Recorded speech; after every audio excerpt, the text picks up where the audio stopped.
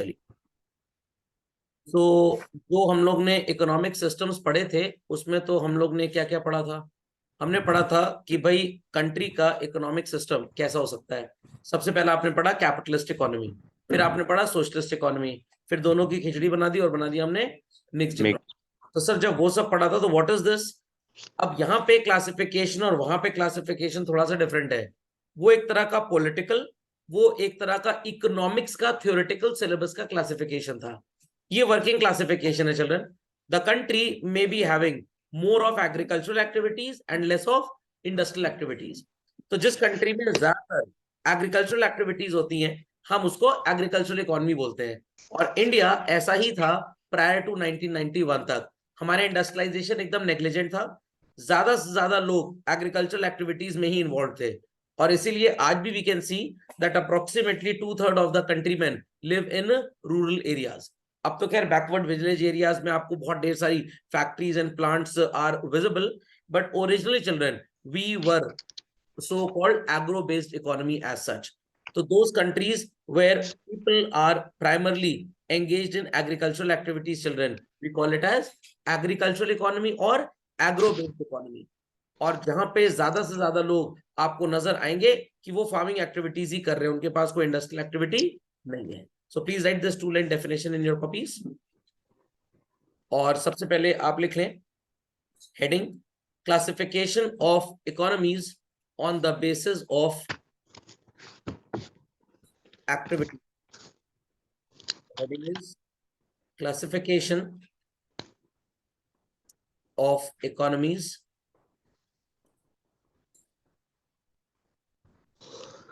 on the basis of activities. तो जो आपने पहले क्लासिफिकेशन पढ़ा था that was based on political control and this is based on activities. और एग्रीकल्चरल इकोनॉमी की डेफिनेशन लिख लीजिए, that economy which is primarily engaged in agricultural activities. So I hope so दोनों क्लासिफिकेशन आपको समझ में आ गए। वाला क्लासिफिकेशन बेस्ड ऑन कंट्रोल था, this is based on activities. Be quick to this and people can write this also after the definition. Prior 1991 Indian economy was also an agricultural economy.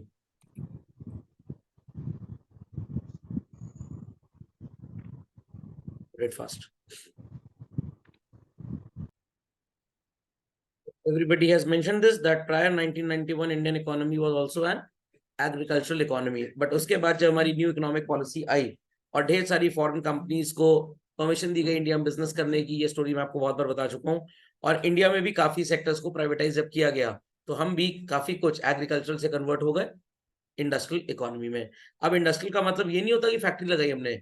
Industrial का मतलब any activity which is belonging to the secondary sector as such, जहां पे हम raw material को process करके finish goods बनाते थे।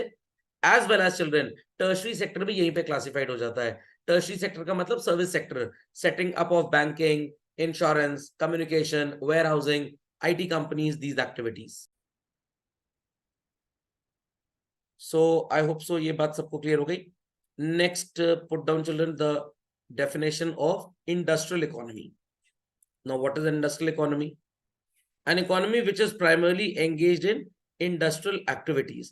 Industrial activities का मतलब जहां पे हम सेकेंडरी सेक्टर को डेवलप करते हैं। तो इंडस्ट्रियल एक्टिविटीज के आगे आपको ये भी लिखना पड़ेगा where more of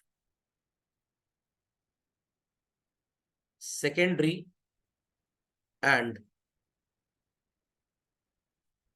tertiary sector was emphasized. So employment increased here only children. Agricultural land पे तो उतना एम्प्लॉयमेंट भी नहीं होता, बिकॉज कोई ऐसा नहीं है कि आपको रोज रोज काम करना है। तो जो प्लॉइंग का पीरियड है वहां पे लोगों ने काम कर दिया, अब 3 महीना 4 महीना आराम से रेस्ट करिए। हार्वेस्टिंग का पीरियड आएगा तब काम आएगा। And many people can not be employed in agricultural activities, और काफी कुछ तो यहाँ पे जो फैमिली मेंबर्स होते थे वही मिलके करते थे। तो ज्यादा अगर इनकम की हम बात करें कहाँ पे इंक्रीज होती है, तो answer is industrial economy is an economy where you can see that income is also increasing to a large extent. तो सबसे बड़ा डिफरेंस है दोनों में, एग्रीकल्चर में और इंडस्ट्रियल में, कि एग्रीकल्चर इकोनॉमी में इनकम जनरेशन उतना ज्यादा नहीं है and they depend on primary sector, but industrial economy में income generation is comparatively more and they depend on secondary and tertiary sector. Put the definition first. So understood the difference also in both. चलिए next children, on the basis of, तीसरा लिखेंगे आप, the C classification is on the basis of regions, और ये system हमारी country में बहुत पहले स्टार्ट हुआ, वर्ल्ड वॉर 1 के बाद। चिल्ड्रन मैंने आपको एक बात बताई भी थी, आज फिर बता रहा हूं, league of Nations, people must have heard this. ये इसलिए बनाया गया था कि भाई एक वर्ल्ड वॉर हम फेस कर चुके थे, काफी डिस्ट्रक्शन डिवास्टेशन हो चुका था, दूसरा फेस करने की हैसियत नहीं थी हमारी। तो अब जो कंट्रीज पूरी तरह से या काफी हद तक वर्ल्ड वॉर 1 से बर्बाद हो चुकी थी, उनको रिवाइव करने की बात की गई, तो लीग ऑफ नेशंस बनाया गया। बट ये खत्म हो गया, एकदम बेकार हो गया, एकदम बकवास साबित हो गया। क्यों? क्योंकि जब घर के बड़े किसी चीज में साथ नहीं देते हैं तो घर कभी चल नहीं पाता। तो दुनिया में घर के बड़े कौन है? यूएस। तो यूएस ने कभी भी लीग ऑफ नेशंस की मेंबरशिप को साइन किया ही नहीं, और सोचा कि हम अपने हिसाब से कुछ बनाएंगे। तो यूएस, यूएसएसआर, रशिया, चाइना और फ्रांस, इन 5 ने मिल के सो कॉल्ड बनाने की कोशिश की, what is called as world की सबसे बड़ी ऑर्गेनाइजेशन, पता होगा आपको, यूएन, यूनाइटेड नेशन। 46 में बना और ये 45 में खत्म हो चुका था पूरा का पूरा, और उसके बाद धड़ाम से सो कॉल्ड यूएस का डिनोमिनेशन सबसे ज्यादा हो गया। तो रीजनल और ग्लोबल इकोनॉमिक ग्रुपिंग की अगर हम लोग बात करें, तो सबसे पुराना रीजनल और इकोनॉमिक ग्रुपिंग जो है that is league of Nations basically. Okay, उसके बाद ढेर सारे अपने अपने भी लोगों ने बना लिए, अमेरिका वालों ने अपना बना लिया एक छोटा सा, बट वर्ल्ड में जो सबसे बड़ा बना that was United Nations as such. तो 20th सेंचुरी के बीच में सोचा गया कि ऐसा कुछ किया जाए जिससे कंट्रीज की आपस में फ्रेंडशिप बढ़े, बोलचाल बढ़े, and finally there was increasing awareness कि भाई कैसे रीजनल कोऑपरेशन बढ़ाया जाए। आप बोल सकते हैं जैसे मम्मी की किटी पार्टी होती है, व्हाट इट क्लियर, पापा के फ्रेंड्स का ग्रुप होता है, ऑफिस का भी होता है, सो कॉल्ड अपार्टमेंट का भी होता है, कॉलोनी का भी होता है, वैसे ही ये जो इकोनॉमिक ग्रुपिंग होती है ये वर्ल्ड वाइड होती है। तो ढेर सारे रीजनल ऑर्गेनाइजेशंस बने चलन, अलग अलग कंट्रीज के, अलग अलग गवर्नमेंट्स के। अभी रिसेंटली आपने G20 के बारे में शायद कुछ सुना होगा, आपने G7 के बारे में भी सुना होगा। तो G20 is a group of 20 countries basically, G7 is a group of 7 countries. तो जब यूनाइटेड नेशंस बना, ओरिजिनली उस समय इंडिया इसका मेंबर नहीं था, व्हाट इट क्लियर, बाद में इंडिया को मेंबरशिप मिली।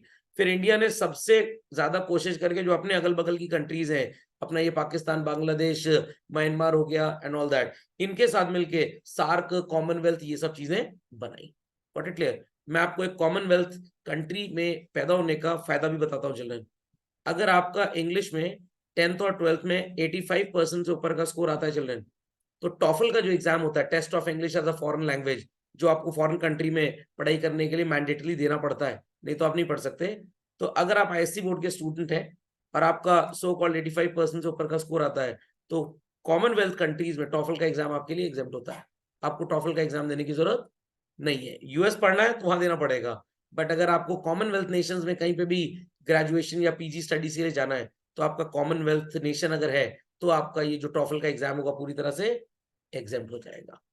लोग कहेंगे आज सर फायदा पता लग गया, क्या फायदा हुआ, व्हाट इट सर उसमें नेशन भी कोई ऐसे बहुत डेवलप नहीं जहाँ बच्चे, इसीलिए तो एग्जाम किया गया है कि लोग वहां पे जाएं कम से कम पढ़ने के लिए।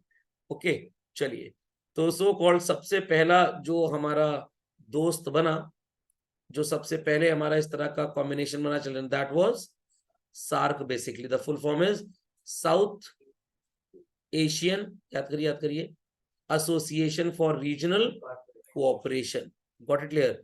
तो ग्लोब की अगर बात करें तो नॉर्थ सबसे ऊपर, फिर साउथ, फिर इधर ईस्ट और इधर वेस्ट, गॉट इट क्लियर। तो साउथ में कौन कौन आएगा, आपका ये इंडिया आ जाएगा, श्रीलंका इज देयर, बगल वाला पाकिस्तान अपना है, फिर म्यांमार है, थाईलैंड है, छोटी मोटी कंट्रीज बोल सकते हैं, गॉट इट। तो इसी टाइम पे जो यूरोप था उसकी भी थोड़ी लड़ाई झगड़ा होने लग गया, और उनको भी लगा कि भाई ये ब्रिटिशर्स के चंगुल से थोड़ा सा हटे। पहले बोलते ना ग्रेट ब्रिटेन, ग्रेट ब्रिटेन को क्यों बोलते थे, क्योंकि ब्रिटिशर्स का कब्जा हर जगह था। तो फिर वहां पे जो कुछ कंट्रीज थी जिनको इनका साथ अच्छा नहीं लगा, उन्होंने अपना एक अलग किटी पार्टी बना लिया, और इन्होंने इस किटी पार्टी का नाम क्या रख दिया, यूरोपियन यूनियन। तो पहले ग्रेट ब्रिटेन की एक ही करेंसी चला करती थी, पाउंड स्टर्लिंग। अब यूरोपियन यूनियन जब से बन गया, वहां पे काफी कंट्रीज को बोला गया भाई आप किसके साथ जाना चाहोगे, आप ग्रेट ब्रिटेन के साथ जाना चाहोगे या हमारे साथ। तो अगर आप हमारे साथ आओगे तो आप पूरी तरह से इंडिपेंडेंट हो जाओगे, बट अगर आप ग्रेट ब्रिटेन के साथ रहना चाहते हो तो थोड़ा बहुत इंग्लैंड का आपके ऊपर, एलिजाबेथ जी का थोड़ा सा डोमिनेशन रहेगा। तो कुछ कंट्रीज ने सोचा नहीं हम उन्हीं के साथ रहेंगे, और कुछ ने सोचा नहीं अब हमको उनके चंगुल से आजादी चाहिए, तो हम यूरोपियन यूनियन का हिस्सा बन गए। तो जब ये यूरोपियन यूनियन का हिस्सा बने बच्चों, तभी इनकी एक नई करेंसी डेवलप हो गई, called as euro, got it clear. But आज भी वहां काफी पार्ट्स में यूरो भी चलता है और पाउंड स्टर्लिंग भी चलता है। और एक बात जान के लोगों को खुशी होगी, India is also holding talks with near by friendly nation, even Saudi Arabia तक, रशिया तक, कि हम सो कॉल्ड आपस में एक कॉमन करेंसी बना लेते हैं और उसी में हम बिजनेस करेंगे।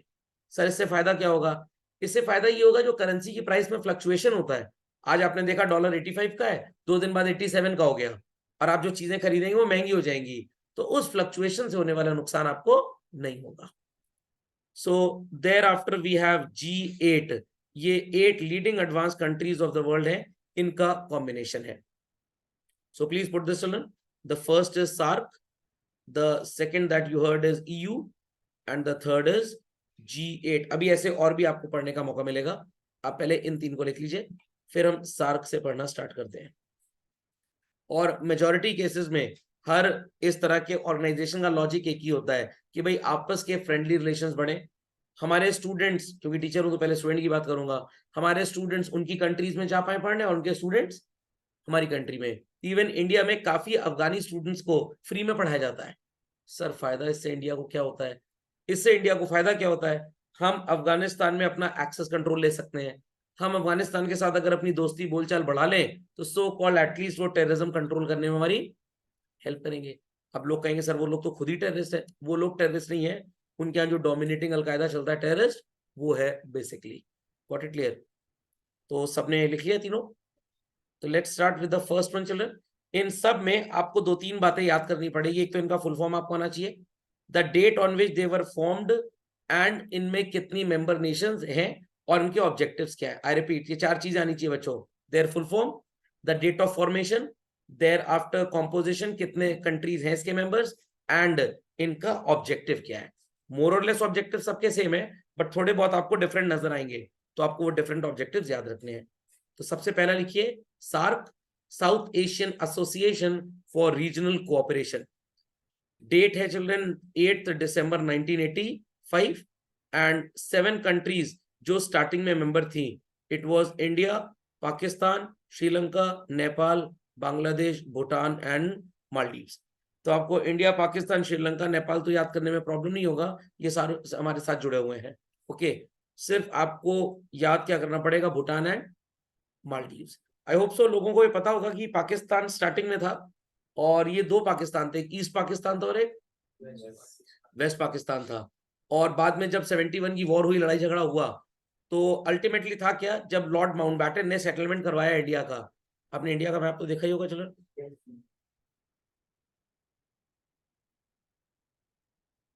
समवॉट लाइक दिस, और ये वाला जो एरिया था, दिस वन चिल्ड्रन, और सो कॉल्ड ये वाला एरिया। तो एक ये एरिया और ये एरिया, ये हमारे जो पाकिस्तान के लीडर थे एट दैट टाइम, क्या नाम था उनका, मोहम्मद अली जिन्ना जी, उनको लगा कि अगर हम इन दोनों एरियाज को एज पाकिस्तान डिमांड करें, तो ये हमको मिल जाए और ये हमको मिल जाए, तो we'll be getting a passage, we'll be getting a passage, और हमेशा इंडिया के अंदर हमारी दखलंदाजी बरकरार रहेगी। बड़े जीनियस टाइप के लोग थे उस जमाने के। जवाहरलाल नेहरू जी ने इतनी बातों पे फोकस तो नहीं किया, तो अल्टीमेटली सरदार वल्लभ भाई पटेल जी के दिमाग में बात आई कि इनको अगर ये एरिया और ये एरिया मिल गया तो they will develop a safe passage. हाँ, हो सकता है इंडिया के बीच से कोई गली ना निकाले, बट एयर पैसेज तो इनको मिल ही जाएगा। What it clear, air root इनको मिल जाएगा। प्लस ये बोलेंगे भाई ये भी हमारी कंट्री, ये भी हमारी country. It's just like that, ये ब्लू वाला आपका घर है, ठीक है, और आपका एक पड़ोसी है, उसका घर आपके आगे, उसका घर आपके पीछे भी है, और कह रहा है हमको घर के बीच से निकलने दो अपने। अच्छा ठीक है, छत से जाने दो, कम से कम हम छत से रास्ता बना लेंगे, विल यू अलाउ? नहीं भाई, आप हमारी प्राइवेसी को कैसे हट कर सकते हो, हम क्यों अलाउ कर दें? तो पाकिस्तान को लगा कि यहाँ से एयर पैसेज भी मिल जाएगा और बीच में रोड ट्रांसपोर्ट के थ्रू गुड्स वगैरह पहुंचाएंगे और हमेशा कंट्री के अंदर स्पूफिंग करते रहेंगे, सेंध मारते रहेंगे। सरदार वल्लभ भाई पटेल जी को लगा नहीं, ये गड़बड़ है, ये नहीं चलेगा। तो अल्टीमेटली बोला गया कि भाई इसको अलग करिए, या अगर आपको जाना है तो आप यहां से जाइए, या पूरा ये ऊपर से रशिया रशिया घूम के यहां से आइए। तो ये बात समझ में आई नहीं इन लोगों को भी, और सोचा गया कि क्या किया जाए। तो अगेन पाकिस्तान ने धावा बोल दिया हमारे ऊपर। व्हाट इट क्लियर, तो 71 की वॉर के बाद ये जो थे, ये एक अलग हिस्सा हो गया सर। और इस कंट्री का नाम क्या बन गया? बांग्लादेश। बांग्लादेश क्यों बोलते हैं भाई? देश मतलब कंट्री। यस, बंगाली। तो यहाँ कोलकाता से काफी लोगों का इन्फिल्ट्रेशन यहाँ पे होता था, तो ये बांग्लादेश बन गया। अभी भी इनको अकल नहीं आई है, ये काफी यहाँ की एक्टिविटीज को सपोर्ट करते हैं, और यहाँ से काफी इन्वेडर आते हैं इंडिया के अंदर आज भी। अभी भी कुछ सो कॉल्ड कम्युनिस्ट लोग हैं जो यहाँ से एंट्री मार के इंडिया में प्रॉब्लम क्रिएट करते हैं। खैर, हम पॉलिटिकल लड़ाई वड़ाई की बात नहीं कर रहे हैं, हम तो अपना कंट्रीज का ग्रुप का किटी पार्टी का नाम समझ रहे हैं। तो ईस्ट पाकिस्तान कौन सा था बच्चों, ये वाला या ये वाला? देखिए, north, south, east and west. Bangladesh east Pakistan and this was west Pakistan. तो ये पाकिस्तान बन गया और ये क्या बन गया? बांग्लादेश बन गया। हाँ, सिंपल। वेस्ट बंगाल क्यों बोलते हैं? यहाँ पे है मान लीजिए दिस साइड, तो यहाँ पे जब आप खड़े हैं मान लीजिए सो कॉल्ड, तो आप इधर की तरफ ही देखेंगे ना, तो इसीलिए यहाँ पे तो नहीं देखेंगे, यहाँ पे तो बे ऑफ बंगाल है, पूरा नदी वगैरह समुद्र है। तो जब आप यहाँ पे खड़े होते हैं तो आपको लगता है ये पूरा मेरा एरिया है, तो you look towards this side. तो इसलिए है ये north, south, east and west. Got it clear? तो है ये ईस्ट में, बट इसको बोला जाता है वेस्ट बंगाल। क्यों? क्योंकि यहाँ पे जो इंसान है वो तो इधर की तरफ ही देखेगा, वो कोई इधर की तरफ थोड़ा देखेगा।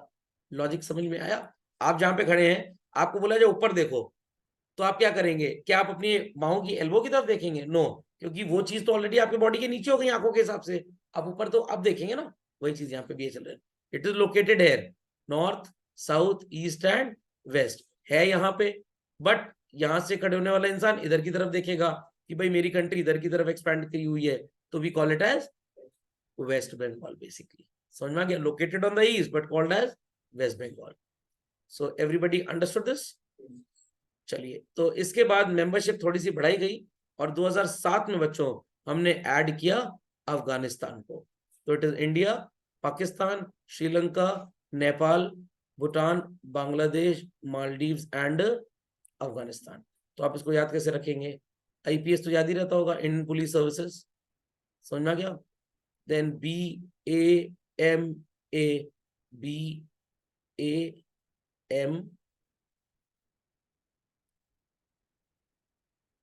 BAMBN, बस ऐसे याद कर लीजिएगा। बम्बन आईपीएस। व्हाट? बम्बम आईपीएस। बम्बम बोले मत भूलिएगा, लोग कहेंगे सर श्रावण मास का महीना चल रहा है। तो सो कॉल्ड समझ में आ गया सबको? आईपीएस बम्बन। It's India, Pakistan, Sri Lanka, Bangladesh, Afghanistan, Maldives and again Bhutan with Nepal. याद रखेंगे? कोड वर्ड याद रख लीजिए, काम आएगा। कोड वर्ड याद रख लीजिए, बहुत काम आएगा। देयर आफ्टर इनका जो हेड ऑफिस है children, it is located in Kathmandu, Nepal. और 3% वर्ल्ड का पूरा एरिया ये सो कॉल्ड 1 2 3 4 5 6 7 8 नेशंस ने मिलकर कवर किया हुआ है विद 21% ऑफ वर्ल्ड पॉपुलेशन। कैसे याद रखेंगे इसको आप? 21 साल की उम्र पे person achieve the age of majority for the purpose of marriage. तो इसको आप ऐसे याद रख लीजिएगा।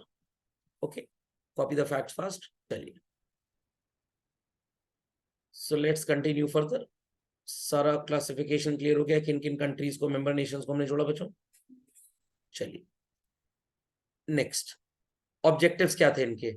The objectives are almost same, तो यहां पे आप लिख लेंगे the objectives were economic, social, cultural cooperation, इन तीनों को बढ़ाया जाए। इकोनॉमिक कोऑपरेशन की बात जब हम करते हैं तो हम बिजनेस की बात करते हैं। सोशल और कल्चरल की जब हम बात करते हैं तो भाई जो भी एक्टिविटीज आपस की हैं, हमारे लोग उनकी कंट्री में जाके पढ़े लिखें, साइंटिफिक रिसर्च करें, कुछ रिसोर्सेज उनके पास हैं वो यूज करें। फॉर एग्जाम्पल कि नेपाल में इतनी ज्यादा पढ़ाई लिखाई है नहीं, अफगानिस्तान के तो क्या कहने, तो उन लोगों को यूनिवर्सिटी सिस्टम सेटअप करना है, तो वो हमारे Delhi university, Lucknow university, Mumbai university के चांसलर्स, वाइस चांसलर्स को अपने यहाँ 2-3 साल के लिए बुलाएं कि भाई ये लोग हमारे यहाँ के यूनिवर्सिटी सिस्टम ऑफ एजुकेशन को सेटअप करें, यहाँ पे प्रोफेसर्स को ट्रेनिंग दे, यहाँ पे लोगों को समझाएं कि पढ़ाई लिखाई कैसी होती है। और उनके पास काफी ऐसे रिसोर्सेज हो सकते हैं जिनसे इंडिया को फायदा हो सकता है। लाइक कोई फसल बहुत अच्छी है अफगानिस्तान में, मेडिसिनल प्लांट है मान लीजिए, हमारे इंडिया में वो नहीं है, तो हम अपने पढ़े लिखे लोगों को वहां भेजें, अपने किसानों को वहां भेजें, वो वहां पे फार्मिंग एक्टिविटीज करेंगे, तो जो भी एग्रीकल्चर प्रोड्यूस होगा कुछ हम इस्तेमाल कर लेंगे, कुछ वो इस्तेमाल कर लेंगे। एडवांटेज इज दिस कि हम उनसे कोई पैसा नहीं लेंगे अपने लोगों को भेजने का। उनका फायदा क्या है कि उनके रिसोर्सेज को हमने उनको प्रॉफिटेबली यूज करना सिखा दिया। So ultimately it promotes friendship and cooperation with the developing countries. समझ में आ गई बात? चलिए इसको भी कॉपी कर लीजिए बच्चों।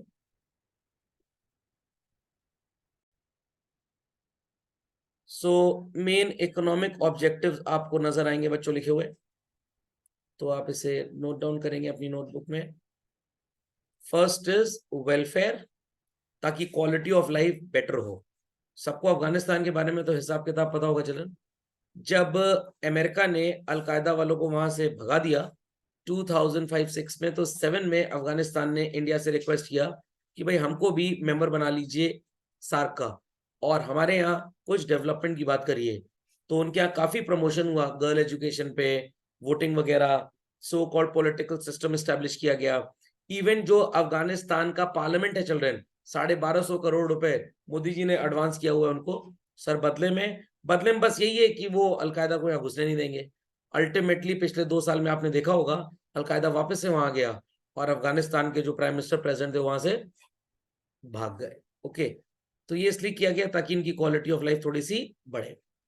There after economic growth accelerate हो एंड सेल्फ रिलायंस हो जाए उनके पास भी। मतलब सर रिलायंस वाले वहां पे भी अपना बिजनेस चलाएंगे? अरे नहीं भाई, सेल्फ रिलायंस का मतलब सेल्फ डिपेंडेंट हो जाए वो लोग। तो ये 3 बातें जरूर लिख लीजिए। इसका भी कोड वर्ड आपको बता देता हूं, WES। Okay, quickly put it. चलिए अगला ग्रुप है Asian. What is Asian sir? Asian is so called association of south east Asian Nations. ये कब बना? ये बना बच्चों 1967 में। तो put the heading for this Asian. अब दोनों में डिफरेंस भी आपको आना चाहिए। नो डाउट यहाँ पे आपसे डिफरेंस नहीं पूछा जाएगा आपके एग्जाम में, आपको तो बस तोते की तरह रटना है और वहां पे जाके उल्टी कर देना है।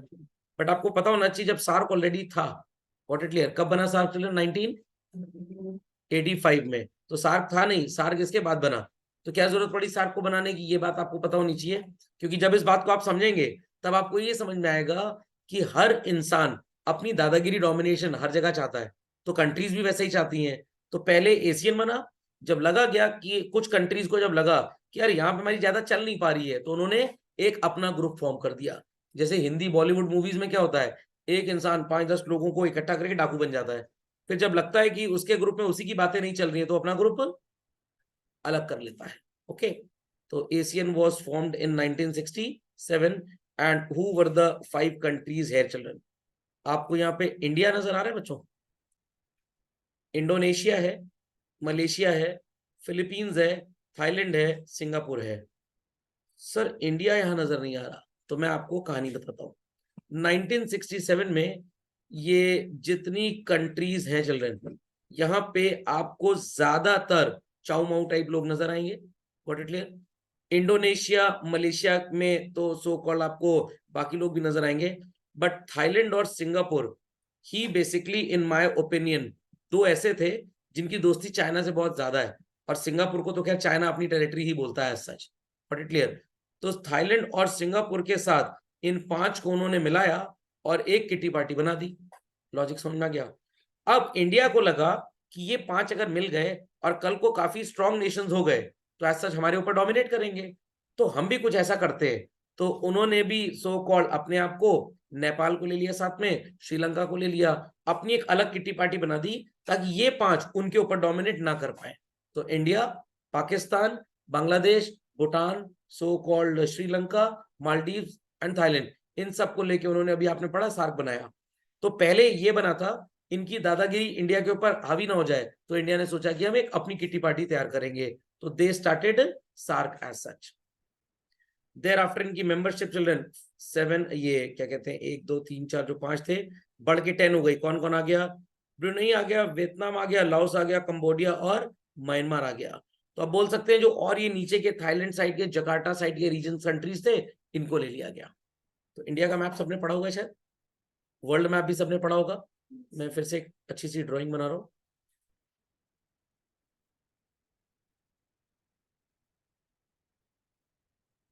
ये सारे कंट्रीज चिल्ड्रन कहीं इधर के आसपास थे। ये अपना अंडमान निकोबार आइलैंड है।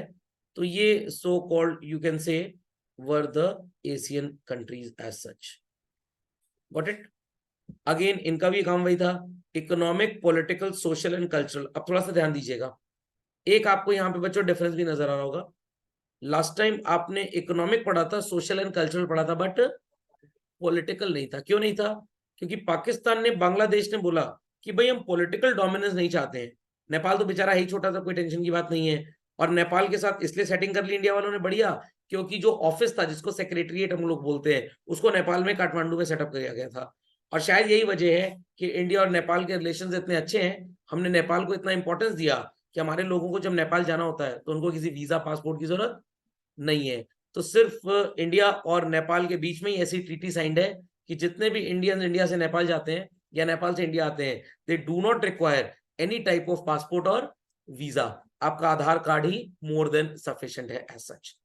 तो ये डिफरेंस समझ में आया एशियन में और सार्क में चल रहे हैं। तो सार्क में पॉलिटिकल कोऑपरेशन की बात नहीं की गई, एशियन में we talked about political cooperation. तो आजकल क्वेश्चन आंसर एमसीक्यू आते हैं, तो आपको पूछा जा सकता है what is the primary difference between SAARC and ASEAN. तो आपको वहां पे आंसर मिलेगा, option A economic, option B social and cultural, option C political और option D none of these. तो आपका आंसर क्या होगा? सी, पॉलिटिकल रिलेशंस कोऑपरेशन यहां पे था, वहां पे नहीं था। कॉम्पोजिशन मार्क करिए बच्चों। पूरे दुनिया की 8.8% पॉपुलेशन इन कंट्रीज का हिस्सा है चिल्ड्रन। एंड 1999 में इन सब ने आपस में फ्री ट्रेड जोन बना लिया था। सर इसका मतलब आपने शायद ये शब्द सुना होगा चिल्ड्रन, ब्रेटन वुड कॉन्फ्रेंस के बाद इसको, सॉरी ब्रेटन वुड कॉन्फ्रेंस में इसको खत्म करने की शायद बात की गई थी, GATT, general agreement on trade and tariff.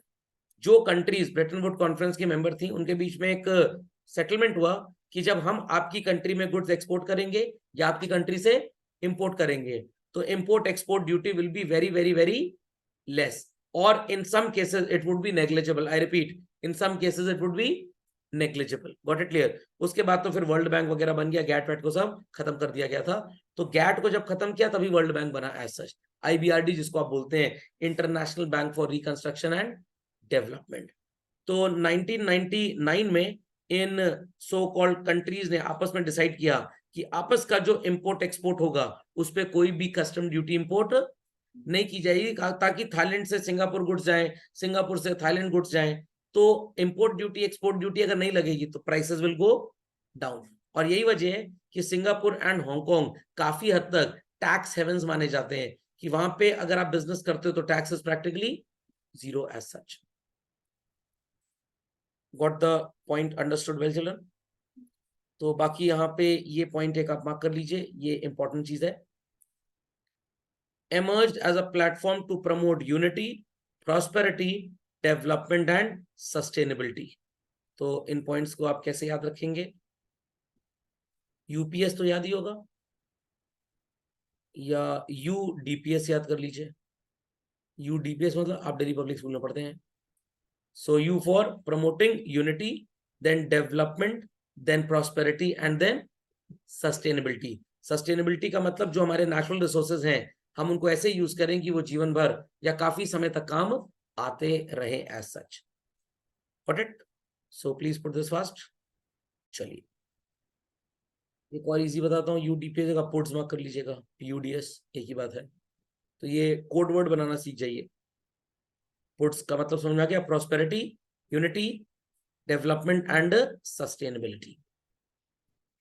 दिसंबर 2009 में इंडिया इनके साथ एक अग्रीमेंट कर बैठा। क्या अग्रीमेंट कर बैठा? कि इंपोर्ट ड्यूटी एशियन कंट्रीज से गुड्स अगर इंडिया में आते हैं तो इंडिया उसके ऊपर कोई इंपोर्ट ड्यूटी नहीं लगाएगा। सर ये फायदा किसके लिए हुआ? इंडियंस के लिए तो हुआ ही हुआ।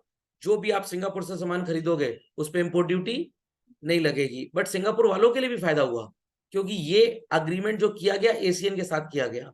तो अगर आप यूएस से कुछ खरीदते हैं तो इंपोर्ट ड्यूटी है, बट सिंगापुर से कुछ खरीदते हैं तो इंपोर्ट ड्यूटी नहीं है। तो डेफिनेटली हम कहां से खरीदना चाहेंगे? सिंगापुर से। तो सामान बिकेगा किसका? सिंगापुर वालों का। तो सिंगापुर में भी तो फैक्ट्री का प्रोडक्शन जो बनेगा वो इंडिया भेजा जा सकता है। What it clear? क्योंकि यहाँ पे इंपोर्ट ड्यूटी नहीं है तो यहाँ पे लोगों को सामान सस्ता मिलेगा। अब कुछ बच्चे यहाँ पे कंफ्यूज हो जाते हैं और क्या सोचते हैं, वो बेचारे आंसर एग्जाम में गलत लिख के आ जाते हैं और वो लिखते हैं इन 2009 India also became the member of Asian. कहीं पे बच्चों लिखा है ऐसा? सिर्फ ये लिखा है free trade pact has accelerated trade between ASEAN group and India. तो यहाँ पे सिर्फ इतना लिखा है आपके पापा पड़ोस वाले अंकल को अपने घर में पार्टी में बुलाएंगे। इसका मतलब ये नहीं है कि पड़ोस वाले अंकल को उन्होंने घर भेज दिया आपका, ऐसा नहीं किया।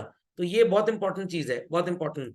तो 2007 में हमने सार्क में अफगानिस्तान को इंक्लूड किया, बट 2009 में India never became the member of Asian children. सिर्फ अग्रीमेंट किया कि जो धंधा पानी आपस में चलेगा ना उस पे import duty would be zero practically. खोपड़े में बात गई कि नहीं गई? तो इंडिया एशियन का मेंबर नहीं है। आई रिपीट, इंडिया एशियन का मेंबर नहीं है, सिर्फ ट्रेड अग्रीमेंट साइन किया उनके साथ। तो आप नानी माँ के घर जाते हैं, बट ऐसा नहीं कि नानी माँ ने आपको अडॉप्ट कर लिया है। तो अडॉप्ट करने का मतलब नानी माँ की प्रॉपर्टी में आपके राइट्स होंगे। तो सिर्फ ट्रेड रिलेशंस हैं। अभी भी जो हम बात कर रहे हैं पॉलिटिकल, हम बात कर रहे हैं सोशल और हम बात कर रहे हैं कल्चरल, ऐसे हमारे कोई भी रिलेशंस एशियन कंट्रीज के साथ, सॉरी एशियन कंट्रीज के साथ नहीं है। सिर्फ और सिर्फ इकोनॉमिक रिलेशंस बने हैं अभी। जब मेंबर बन जाएंगे तो इकोनॉमिक के साथ साथ पॉलिटिकल, सोशल एंड कल्चरल ये भी आ जाएंगे। फाइन। तो बातों को याद रखिएगा, छोटे छोटे पॉइंट्स पे सीयूटी में एमसीक्यू में बच्चे निपट जाते हैं बेसिकली। तो वहां पे लिख के आएगा इन 2009 India became the member of Asian, true और फॉल्स? आंसर इज फॉल्स, ऐसा कभी भी नहीं था। ओके, तो आप इस पॉइंट को प्लीज लिख लें कॉपी में। India signed an agreement to have trade among ASEAN nations but it never became a member of ASEAN. European Union, ये तो हमारी क्वीन एलिजाबेथ जो थी दादी माँ, वो बड़ा डोमिनेटिंग टाइप की थी। उनके जो बेटे थे किंग जॉर्ज एंड ऑल बड़े डोमिनेटिंग टाइप के थे। तो उन्होंने सारी की सारी जो ग्रेट ब्रिटेन की, या इंग्लैंड बोलूंगा मैं, उसके अगल बगल की कंट्रीज थी उन सब के ऊपर अपना डोमिनेशन क्रिएट करना चाहा, तो ग्रेट ब्रिटेन बना दिया। बाद में पता लगा उन कंट्रीज को कि भाई ये अच्छा काम नहीं कर रहे हैं, तो वो इनसे अलग हो गए। तो उन 28 कंट्रीज ने एक अलग से अपनी किटी पार्टी तैयार कर ली and they name them as EU, euro basically. What it clear? तो सो कॉल्ड ये वही कंट्रीज थी जो यूरोपियन सब कॉन्टिनेंट में लोकेटेड थी and they constitute what population children? 7%। तो अभी तक आपको नजर आ रहा होगा सबसे ज्यादा पॉपुलेटेड ग्रुप कौन सा था चिल्ड्रन? सार ग्रुप था। बट अगेन पॉपुलेशन जरूर वहां पे ज्यादा थी, बट वो वर्ल्ड वाइड अपना डोमिनेशन क्रिएट कर नहीं पाए as such. Got it clear? क्या? हाँ, तो ये चेंज हो गया होगा, 2 मेंबर भाग गए बाद में। इसमें आगे अपडेटेड है, ये मेरे पास पीडीएफ लास्ट ईयर का है, तो इसमें अपडेट अभी आगे लिखा हुआ है मैंने, ठीक है। और नहीं तो न्यू एडिशन के हिसाब से मार्क कर लेते हैं। Change 28 as 26 and 7 as 5.8। Got it? इसको एडिट कर लीजिए बच्चों आप लोग। तो खैर ये बात जो मेन थी ये सबको समझ में आ गई? पक्का? चलिए, अब इनका क्या काम था सर? इनका तो ऑब्जेक्टिव एकदम ही अलग था। इनका ऑब्जेक्टिव था जितने वो छोटे छोटे कंट्रीज है ना, छोटा सा है पोलैंड बेसिकली, इटली भी छोटा सा है, बहुत बड़ा नहीं है, ऐसी पूरी 26 कंट्रीज को सो कॉल्ड एक कंट्री बना दिया जाए। अब एक कंट्री बनाने में होगा क्या? अभी अगर वहां पे 15, 20, 25, 26, 30 कंट्रीज हैं, सबके अलग अलग प्राइम मिनिस्टर्स हैं, सबके अलग अलग लीडर्स हैं, क्या वो किसी से डोमिनेट होना चाहेंगे? वो किसी से डोमिनेट होना नहीं चाहेंगे। तो जब वो किसी से डोमिनेट होना ही नहीं चाहेंगे, तो भाई सिंगल नेशन जब बन जाएगा तो उसका प्राइम मिनिस्टर कौन रहेगा? मैं कहूंगा मेरे को बनाओ, आप कहेंगे आपको बनाओ, कोई एक्स कहेगा उसको बनाओ। तो अभी बेसिकली ये सिंगल नेशन हो नहीं पाए हैं, पर्टिकुलर आज तक नहीं हो पाए।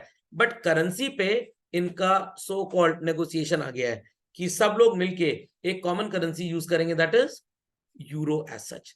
तो सिंगल इकोनॉमी की बात की जा रही है क्योंकि इतनी छोटी छोटी कंट्रीज हैं, पता लगा कल को यूके को या किसी को इन्होंने कुछ बोल बाल दिया और बाद में भाई साहब इनको कंट्रोल कर बैठे। Got it clear?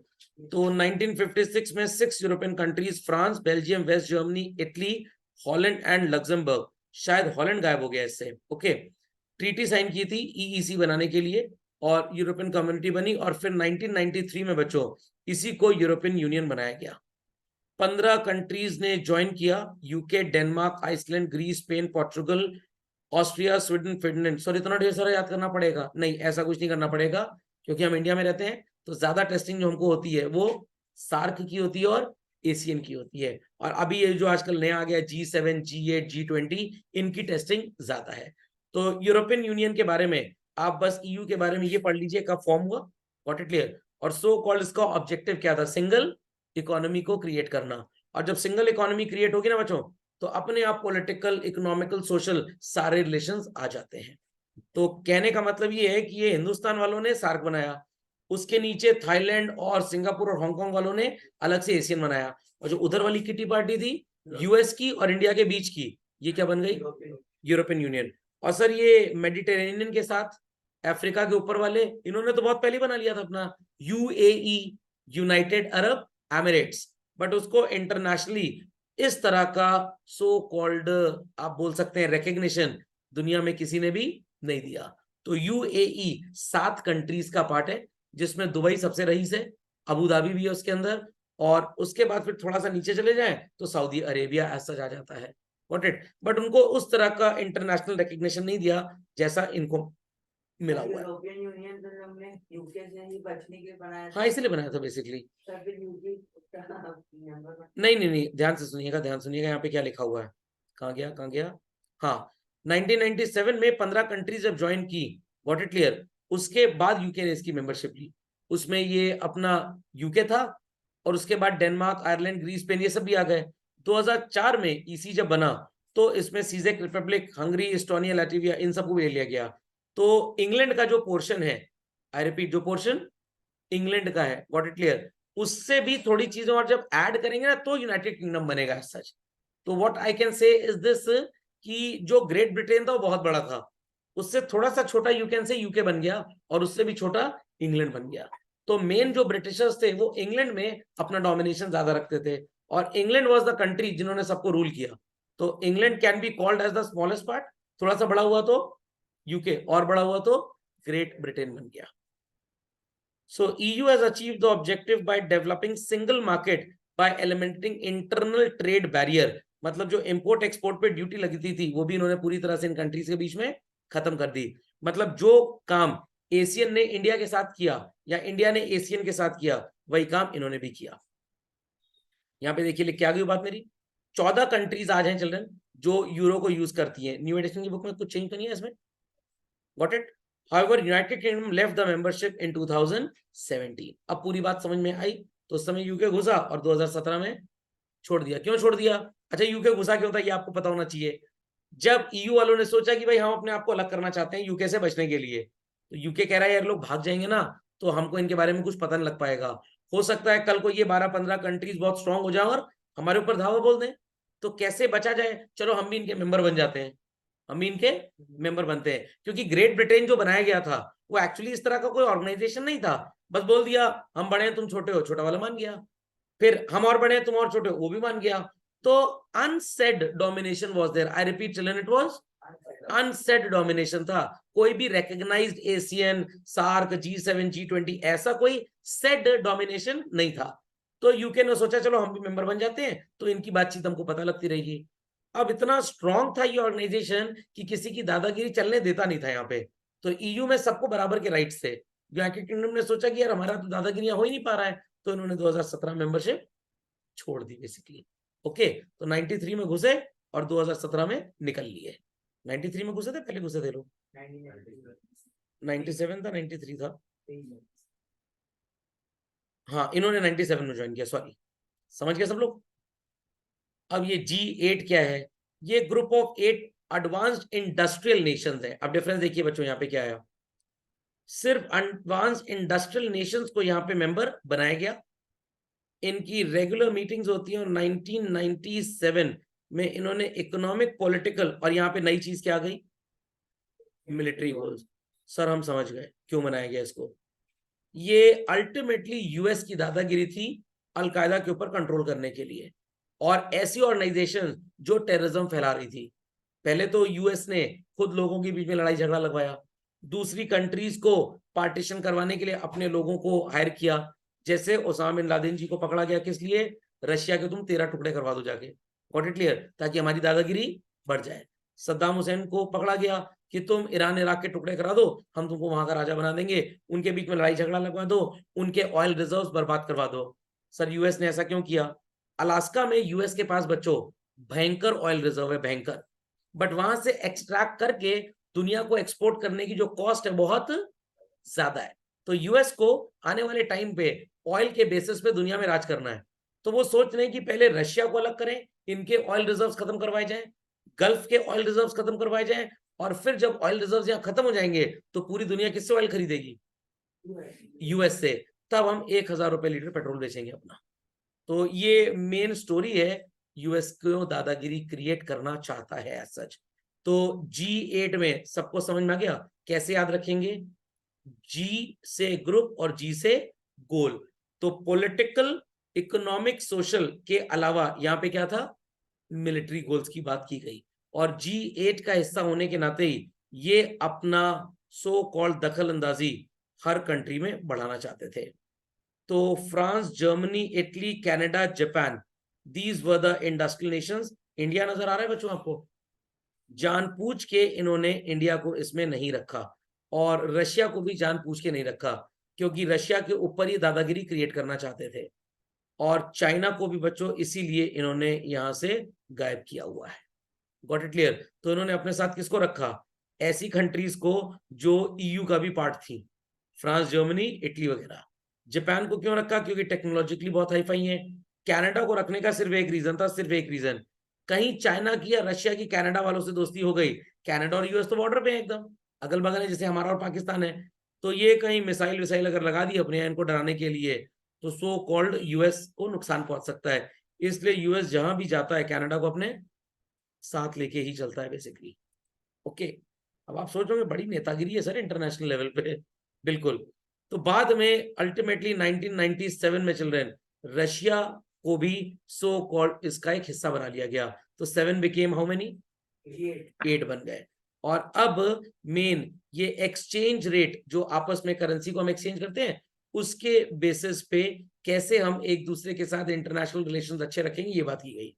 तो आप एक इंडियन है, आपको अगर यूएस जाना है बच्चों, और आप यूएस का डॉलर आज लेना चाहते हो, तो शायद आपको मिलेगा 85 रुपीज 80 पैसे में, गॉट इट क्लियर। बट ये जो 7-8 आपस के दोस्त है ना, इनको यूएस डॉलर थोड़ा कम प्राइस पे मिलेगा।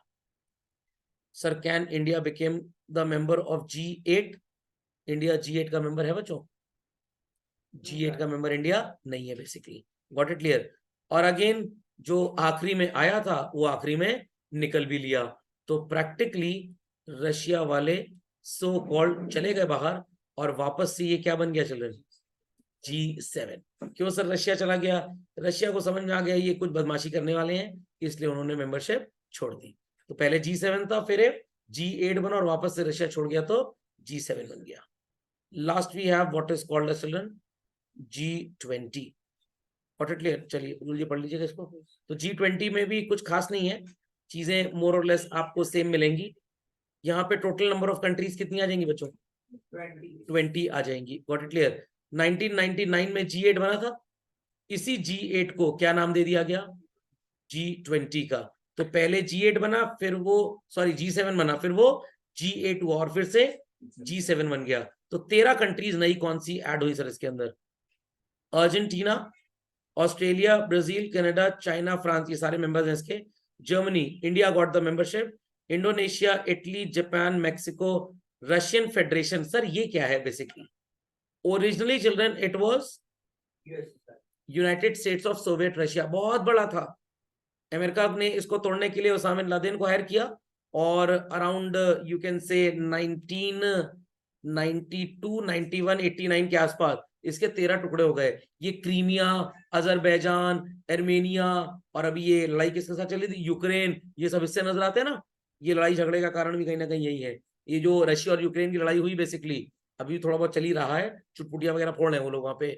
सारा किरा कराया यूएस का था। यूएस ने सोचा कि रशिया को निपटवा दिया जाए, तो यूक्रेन वालों को बेवकूफ बनाया, क्या तुमको नाटो की मेंबरशिप दिलवाते हैं। अब रशिया को पता था कि नाटो का मेंबर तो यूएस डोमिनेटेड भी है, तो अगर नाटो की मेंबरशिप यूक्रेन ने ले ली तो नाटो यूक्रेन में एंट्री मारेगा, और उसके बेसिस पे अमेरिका को रशिया के पास आने का मौका मिलेगा। पता लगा वहां मिसाइल वगैरह लगा दी अपनी, तो अगेन रशिया को नुकसान होगा। तो हमारे पुतिन साहब ने बोल दिया कि अगर आपने नाटो की मेंबरशिप ली तो इतना डिस्ट्रक्शन कर देंगे कि पेंट कराने के लिए पुतिन आपको हमसे ही खरीदना पड़ेगा। समझ में आई बात? तो भड़का के भाग गया यूएस, और बेचारा कीमत चुकानी पड़ गई जेलेंस्की बाबू को हमारे। ओके, सऊदी अरेबिया को मिला लिया गया, south Africa, south Korea, Turkey and similar Nations were their children. तो याद कर लीजिएगा इन कंट्रीज को। यूएस था कि नहीं था? यूके भी आ गया, वेरी गुड वेरी गुड। तो G20 as of today children is considered as the world's largest. पूरे दुनिया की कितनी पॉपुलेशन है यहाँ पे? 2/3। तो 21% थी सार्क में। एशियन में कितनी थी? Sir 5.8। Asian Asian Asian Asian में 8.8 थी। और G7 में कितनी थी? 5.8 नए डेटा के हिसाब से। ठीक है, G20 में कितनी है? 66.67 यू कैन से। यूरोपियन यूनियन में, हाँ यूरोपियन यूनियन में, sorry sorry sorry, I got it, European union में थी, एक भूल गए थे हम लोग बीच में। तो सबसे इंपॉर्टेंट क्या है चिल्ड्रन? G20 किस लिए बनाया गया था ये भी समझ लीजिए। सिर्फ और सिर्फ एक वजह थी बच्चों, इंटरनेशनल फाइनेंशियल स्टेबिलिटी। समझ में आया कि नहीं आया? कैसी इंटरनेशनल फाइनेंशियल स्टेबिलिटी? इन 20 कंट्रीज के बीच में जो धंधा पानी होगा ना, उसमें एक्सचेंज रेट, उसमें इंपोर्ट ड्यूटी, उसमें एक्सपोर्ट ड्यूटी, ये सब बहुत कम होगा। तो आप एक कंपैरेटिव चार्ट बनाइएगा अपनी कॉपी में। एक कॉलम में आप लिखिएगा नेम ऑफ द ऑर्गेनाइजेशन, उसमें से ऊपर टाइटल कर दीजिएगा, ठीक है। तो सबसे पहले आपने सार्क पढ़ा, एक कॉलम सार्क का बना लीजिएगा, दूसरा कॉलम एशियन का, तीसरा ईयू का, तीसरा G7 का, और चौथा G20 का। ऐसा नहीं कि दुनिया में इतने ही, और भी ढेर सारे हैं, ये मोस्ट रिकग्नाइज्ड है। ओके, फिर उसके बाद सबसे पहले founded in, thereafter member countries, ये बेसिस फॉर डिवीजन होगा आपका, जिसपे आप डिस्टिंग्विश करेंगे। तो सबसे पहला क्या है? Founded in. दूसरा क्या है? मेंबर ऑफ कंट्रीज कॉम्पोजिशन, ठीक है। तीसरा ऑब्जेक्टिव क्या था? तो वो बने थे सबसे पहले सार्क और एशियन किस लिए बनाए गए थे? सोशल कल्चरल उनमें था, फिर पॉलिटिकल आ गया, फिर मिलिट्री आ गया, उसके बाद इंटरनेशनल मॉनेटरी स्टेबिलिटी की बात G20 में एज सच की गई है। तो जब भी आपको इनके ऊपर एमसीक्यूज मिलेंगे तो आपको यही पूछा जाएगा बस। तो G20 was not formed for so called you can से कि पॉलिटिकल स्टेबिलिटी हो, सोशल कल्चरल रिलेशन मजबूत हो, ऐसा कुछ नहीं है। तो अगर मान लीजिए कि बांग्लादेश के ऊपर अलकायदा का अटैक हो जाता है, ऐसा नहीं कि यूएस अपनी फोर्सेस भेजेगा, नहीं, वहां पे फिर यूनाइटेड नेशंस काम में आ जाएगा। सर यूनाइटेड नेशंस क्या करता है? ये जितना आपने पढ़ा ना यूनाइटेड नेशंस में, ये सब आता है। यूनाइटेड नेशन बहुत बड़ा ग्रुप है। आई रिपीट चिल्ड्रन, यूनाइटेड नेशन बहुत बड़ा ग्रुप है। इट्स जस्ट लाइक दैट, आपके स्कूल के सारे टीचर्स स्टाफ मीटिंग में आते हैं, बट प्रिंसिपल को कुछ स्पेशल कम्युनिकेट करना है तो वो 2-3 कोऑर्डिनेटर्स के साथ आपस में मीटिंग करेंगे। तो प्रिंसिपल की कोऑर्डिनेटर्स के साथ जब मीटिंग होगी तो ग्रुप बन जाएगा G3। क्या बनेगा? G3। और स्टाफ मीटिंग जब होगी तो यूएन है। तो यूएन में तो वी हैव अप्रोक्सीमेटली 190-200 के आसपास मेंबर्स वहां पे हैं चिल्ड्रन। तो वहां पे पूरी दुनिया मेंबर है, और वहां पे सब कुछ बात होती है, social, cultural, political, every a lot of thing we talk. Okay, but यहाँ पे सिर्फ फाइनेंशियल स्टेबिलिटी की बात की जा रही है। चलिए, तो बात समझ में आ गई सबको? पक्का? चलिए बच्चों, तो नेक्स्ट क्लास में we'll start with what is called as solution to the basic problems under different economic systems. छोटा चैप्टर अगली क्लास में खत्म हो जाएगा। होमवर्क ये आपका, ये जो मैंने बोला तैयार करने को, ये कर लीजिएगा। कंट्री का combination and children what to produce, how to produce, for whom to produce, उसको एक बार पढ़ लीजिएगा, ठीक है। चलिए, थैंक यू।